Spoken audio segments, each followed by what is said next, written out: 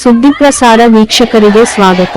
ಎಲ್ಲಾ ತಾಲ್ಲೂಕಿನ ಸಂಜೀವಿನಿ ಗ್ರಾಮ ಪಂಚಾಯಿತಿ ಮಟ್ಟದ ಒಕ್ಕೂಟಗಳಲ್ಲಿನ ಮುಖ್ಯ ಪುಸ್ತಕ ಬರಹಗಾರರು, ಎಂಬಿಕೆ ಮತ್ತು ಸ್ಥಳೀಯ ಸಮುದಾಯ ಸಂಪನ್ಮೂಲ ವ್ಯಕ್ತಿಗಳ ಎಲ್ಸಿಆರ್ಪಿ ಪಶು ಸಖಿಯರ ವೇತನ ಹೆಚ್ಚಳ ಮತ್ತು ಬೇಡಿಕೆಗಳನ್ನು ಈಡೇರಿಸುವಂತೆ ಕರ್ನಾಟಕ ರಾಜ್ಯ ರಾಷ್ಟ್ರೀಯ ಜೀವನೋಪಾಯ ಅಭಿಯಾನ ಸಂಜೀವಿನಿ ಯೋಜನೆ ಅಡಿ ಗ್ರಾಮ ಪಂಚಾಯಿತಿ ಮಟ್ಟದಲ್ಲಿ ಸ್ವಸಹಾಯ ಗುಂಪುಗಳ ಒಕ್ಕೂಟವನ್ನು ರಚಿಸಿಕೊಂಡು ಸರ್ಕಾರದ ಮಹತ್ವಾಕಾಂಕ್ಷಿ ಯೋಜನೆಗಳನ್ನು ಅತ್ಯಂತ ಯಶಸ್ವಿಯಾಗಿ ಕಾರ್ಯನಿರ್ವಹಿಸುತ್ತಾ ಬಂದಿರುತ್ತೇವೆ ಹಾಗೂ ಇನ್ನೂ ಉತ್ತಮ ರೀತಿಯಲ್ಲಿ ಕಾರ್ಯನಿರ್ವಹಿಸಲು ಮತ್ತು ಜೀವನ ಭದ್ರತೆ ದೃಷ್ಟಿಯಿಂದ ಈ ಹಿಂದೆ ಹಲವು ಬಾರಿ ಸರ್ಕಾರಕ್ಕೆ ಮನವಿಯನ್ನು ಸಲ್ಲಿಸುತ್ತಾ ಬಂದಿದ್ದರೂ ಸರ್ಕಾರದ ಕೌಶಲ್ಯಾಭಿವೃದ್ಧಿ ಇಲಾಖೆಯು ಮೇಲಿನ ಉಲ್ಲೇಖಕ್ಕೆ ಸಂಬಂಧಿಸಿದಂತೆ ಆದೇಶ ಸುತ್ತೋಲೆಯನ್ನು ಹೊರಡಿಸಿದ್ದು ಅದು ಗ್ರಾಮ ಪಂಚಾಯಿತಿ ಒಕ್ಕೂಟದ ಎಂಬಿಕೆ ಮತ್ತು ಎಲ್ಸಿಆರ್ಪಿಗಳಿಗೆ ಮಾರಕವಾಗಿದೆ.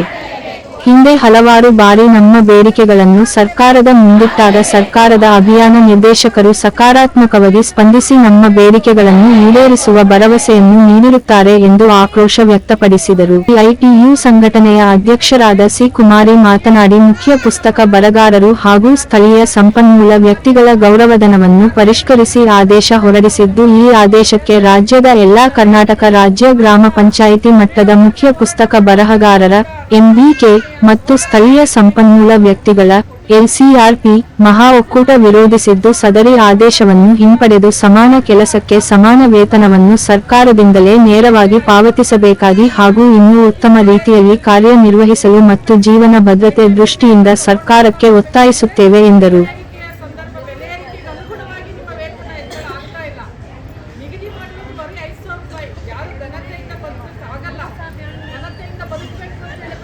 ಕನಿಷ್ಠ ವೇತನ ನಿಗದಿ ಮಾಡಬೇಕು.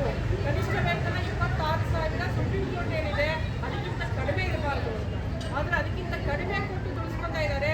ಸರ್ಕಾರದ ಎಲ್ಲ ಯೋಜನೆಗಳಿಗೆ ದುಡಿಯಕ್ಕೆ ಪುಕ್ಕಟ್ಟೆಯಾಗಿ ಕಡಿಮೆ ದುಡ್ಡಲ್ಲಿ ಹೆಣ್ಮಕ್ಳು ಬೇಕು.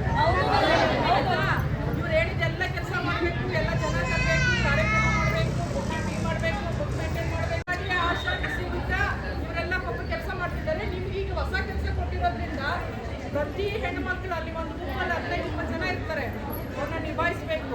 ಅದರೊಳಗಡೆ ಅಂಡರ್ ಕಮಿಟಿಗಳು 50 ಸ್ವಸಹಾಯ ಗುಂಪುಗಳಿದೆ ಅಂದ್ರೆ 50 ಸ್ವಸಹಾಯ ಗುಂಪುಗಳಲ್ಲಿ 50 ಥರದ್ದಿರುತ್ತೆ, 50 ಥರದ ಆಲೋಚನೆಗಳಿರ್ತದೆ. ಅವ್ರಿಗೆಲ್ಲ ತರಬೇತಿ ಕೊಟ್ಟು, ತಿಳುವಳಿಕೆ ಕೊಟ್ಟು, ಅವ್ರ ಬುಕ್ ಕೀಪಿಂಗ್ ಮಾಡಿ, ಸಾಲ ನಿರ್ವಹಣೆ ಮಾಡಿ, ಸಾಲ ಅಸಲು ಬಡ್ಡಿ ಮರುಪಾವತಿ ಕರೆಕ್ಟ್ ಆಗ್ತಿದೆಯಾ ಇಲ್ವಾ, ಲೋನ್ ಸ್ಯಾಂಕ್ಷನ್ ಇದ್ದು ಪ್ರತಿಯೊಂದು ಕೆಲಸಗಳು ನಿಮಗೆ ಬರ್ತದೆ ಅಲ್ವಾ. ಪ್ರತಿಯೊಂದು ನೀವು ಮಾಡಬೇಕು. ಅದಕ್ಕೆ ಸಂಬಳ ಕೇಳಬಾರ್ದು, ನಿಮಗೆ ಸಂಬಳ ಜಾಸ್ತಿ ತಗೋಬಾರ್ದು ಅಂತ ಹೇಳೋ ನೀತಿ ಇದೆಯಾ? ಅದು ಸರಿನಾ? ತಪ್ಪಲ್ವಾ? ಸೊ ಹಾಗಾಗಿ ಅದು ಆಗಬಾರ್ದು. ನಮ್ಮ ಹತ್ರ ಏನು ದುಡಿಸ್ಕೋತೀರಾ, ನಮಗೆ ಸಂಬಳ ಸರಿ ಕೊಡಬೇಕು. ಕೊಡಲಿಲ್ಲ ಅಂದರೆ ನಾವು ಬಿಡೋದಿಲ್ಲ ಅನ್ನುವಂಥ ಒಂದು ಎಚ್ಚರಿಕೆಯನ್ನ ಈಗಾಗಲೇ ಹಲವು ಸಲ ಸರ್ಕಾರಗಳು ಕೊಟ್ಟಿದೆ. ನೋಡಿ, ಸಬಲೀಕರಣ ಆಗಬೇಕು ಅಂತ ಸಂಜೀವಿನಿ ಒಕ್ಕೂಟ ಬಂದಿರೋದು. ಮಹಿಳೆಯರ ಸಬಲೀಕರಣ ಆಗಬೇಕು. ಒಂದೊಂದು ಒಕ್ಕೂಟಕ್ಕೆ 25 ಲಕ್ಷ 30 ಲಕ್ಷ ಹಿಂಗೆ ಬಂದಿದೆ. ಅದರ ನಿರ್ವಹಣೆ ಮಾಡಬೇಕು.